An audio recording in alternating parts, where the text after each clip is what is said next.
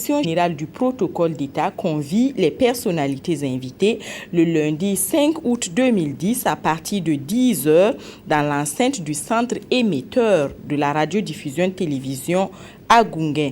Leur limite d'arrivée est fixée à 10h30. C'est toujours signé le directeur général du protocole d'État, l'ambassadeur Léon Youkbari, commandeur de l'ordre national. Restons à Ouagadougou et là, nous nous rendons au palais du Mogonaba.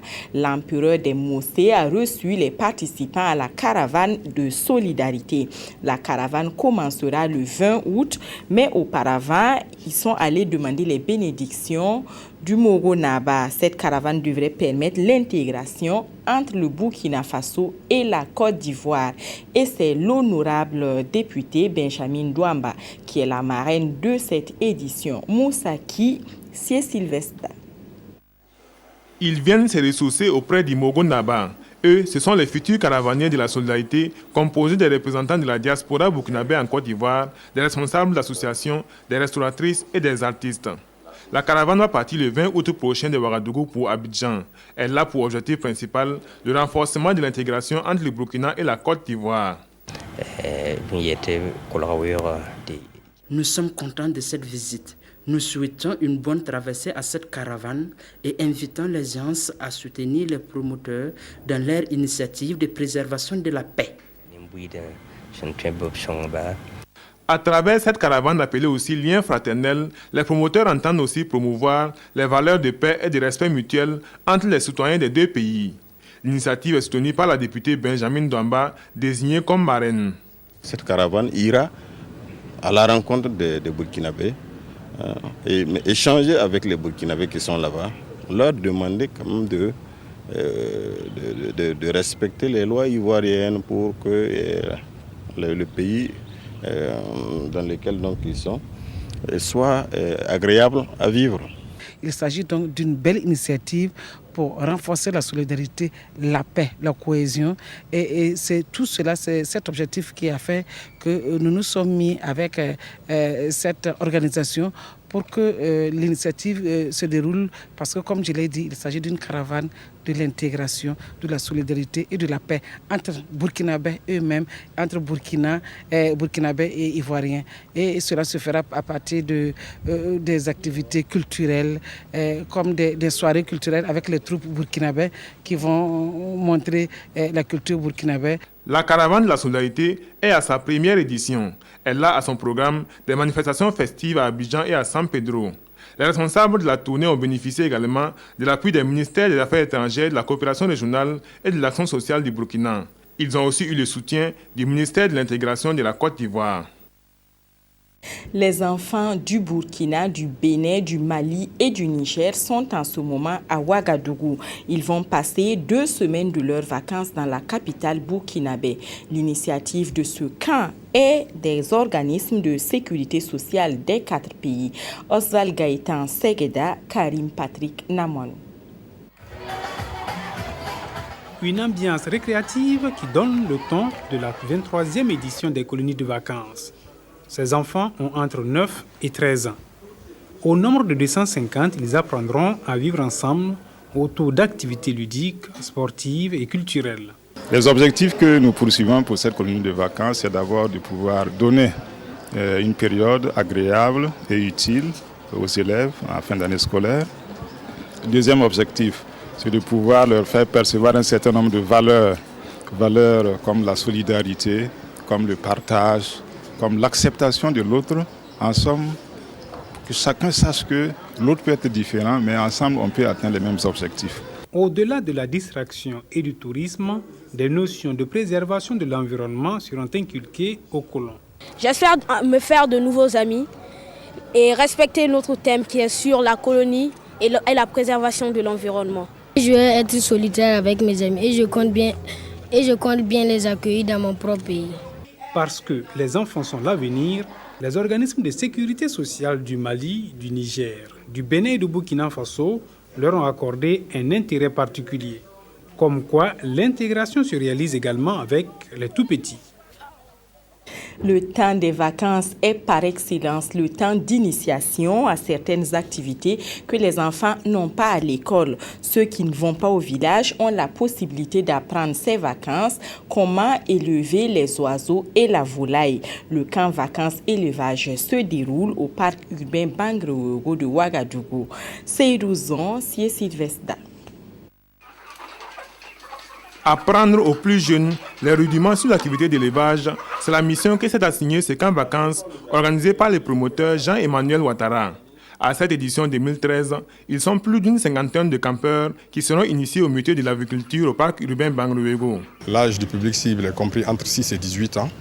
Et donc nous avons justement cette volonté-là de leur inculquer les rudiments de l'élevage, précisément de l'aviculture et de la cuniculture. D'une part, et d'autre part, c'est de créer un cadre récréatif où les enfants apprennent à se connaître, à échanger et à mieux découvrir l'environnement de manière générale.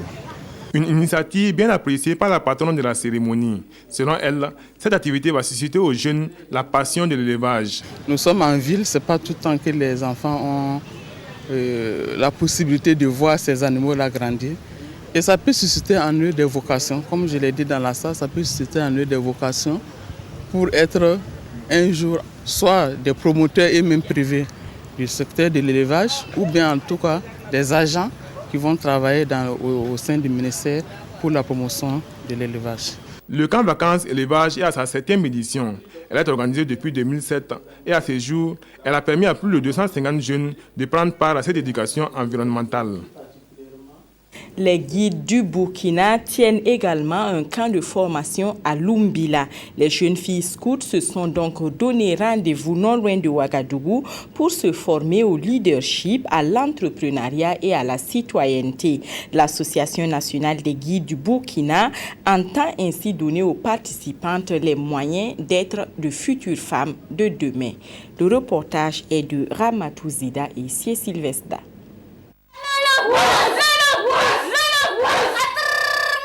À travers ces cris, ces jeunes filles scouts, encore appelées guides, manifestent avec dynamisme leur engagement à recevoir les compétences et le savoir-faire qui leur seront inculqués à ce camp.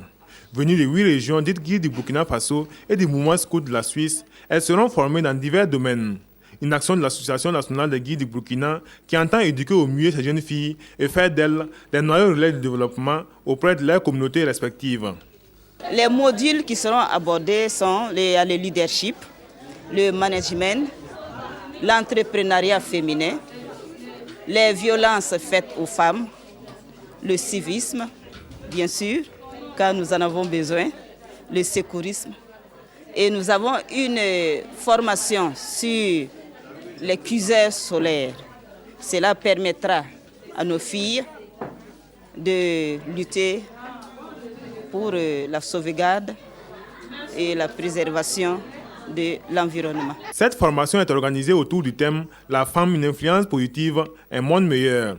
Et pour la marraine, l'initiative ne pouvait être mieux indiquée car l'esprit est de préparer ces jeunes filles à être les femmes, les mères, les leaders de demain. Il faut être outillé. Pour être outillé, il faut toujours être à l'écoute, attentive et partager l'expérience des autres. Et pour couronner tout ça, elles vont apprendre à fabriquer les fours solaires pour utiliser la nature, les avantages de la nature directement. Donc, c'est vraiment formidable. Et tout ça, ça les canalise parce qu'elles sont fraîches, elles sont pleines d'expérience et il faut essayer de réveiller un peu ce qu'elles ont, les potentialités qu'elles ont en elles. L'Association nationale des guides du Burkina a vu le jour en 1958 grâce à un couple missionnaire. Et depuis, elle œuvre pour le développement intégral de la jeune fille. Elle fait la promotion du scoutisme féminin et accueille les jeunes filles dès l'âge de 6 ans. À la maternité du centre médical Saint-Camille, une jeune femme de 29 ans a donné naissance à des quadruplés. De situation modeste, la famille a lancé un appel à la solidarité que la jeune chambre internationale Ouaga Elite a entendu. Ses membres sont allés porter secours à la jeune mère. Auparavant, les membres de la JCI Ouaga Elite étaient à la maternité du centre médical de l'ex-secteur 30 de Ouagadougou. Elle a remis à la structure du matériel. Ramatou Zida, Jacques Lamissa Tarpaga. Timi Balima fait partie des heureuses mères de la maternité du centre médical de l'ex-secteur 30. Elle reçoit une moustiquaire pour son bébé et du savon de lessive. Un geste de la jeune chambre internationale Ouaga Elite pour aider ces femmes à protéger leur bébé en cette période de paludisme. Moi, je trouve que c'est ce dont elle est bienvenue parce que ça va soulager certains. Et que nous en ferons bon usage. Ça va nous aider davantage dans nos lessives quotidiennes. En plus des moustiquaires et du savon, c'est tout un lot de matériel que la jeune chambre a offert au CMA. Un fauteuil roulant, des lits d'hôpital et des tensiomètres. La structure répond ici à sa mission 2013, agir et mettre temps. Cela répond à l'un de nos objectifs qui est d'offrir des opportunités de développement et aux jeunes en leur offrant la possibilité de créer des changements positifs et dans leur milieu. Et pour nous répondons en tout cas à l'une de nos valeurs qui est de servir l'humanité qui constitue en tout cas pour nous et l'œuvre la plus noble de notre vie. C'est une joie pour nous et surtout une reconnaissance à partir du moment où nous avons été choisis comme structure. Cela va droit au cœur et je suis sûre que le matériel reçu va profiter au grand nombre de femmes dans l'aide du district et même au-delà. Dans la foulée, les membres de la jeune chambre internationale Ouaga Elite se sont rendus au centre médical Saint-Camille. Là, ils ont également offert des moustiquaires, du savon et des vases de nuit à Adèle Nikiema, la mère des quadruplés. J'ai reçu du savon, de l'omo et des vases de nuit. Cela m'est bénéfique parce que je vais pouvoir faire la lessive et protéger les enfants contre les moustiques. Je suis vraiment très contente et je les remercie pour ce geste. Le cri de cœur de cette jeune femme de 29 ans n'est donc pas tombé dans l'oreille d'un sourd. D'autres bonnes volontés seraient venues la soutenir pour une meilleure prise en charge de ses 4 enfants. Religion à présent. Comment utiliser les technologies de l'information et de la communication pour annoncer Dieu au monde? La question préoccupe les pasteurs des églises évangéliques qui ont décidé de prendre le taureau par les cornes. Ils ont initié à cet effet une formation. Chacun des participants devrait pouvoir à son terme créer son blog ou continuer à évangéliser sur le net. Ramatouzida, c'est Sylvestre. Les églises évangéliques se mettent au diapason des nouvelles technologies de l'information et de la communication.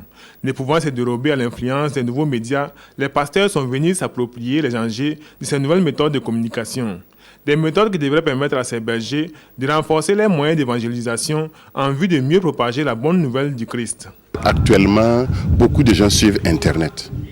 Et nous avons pensé que nous pouvons atteindre un objectif plus grand en mettant nos messages d'évangélisation, nos prédications sur Internet pour que beaucoup de gens partout dans le monde puissent le lire sans se déplacer et à moindre coût.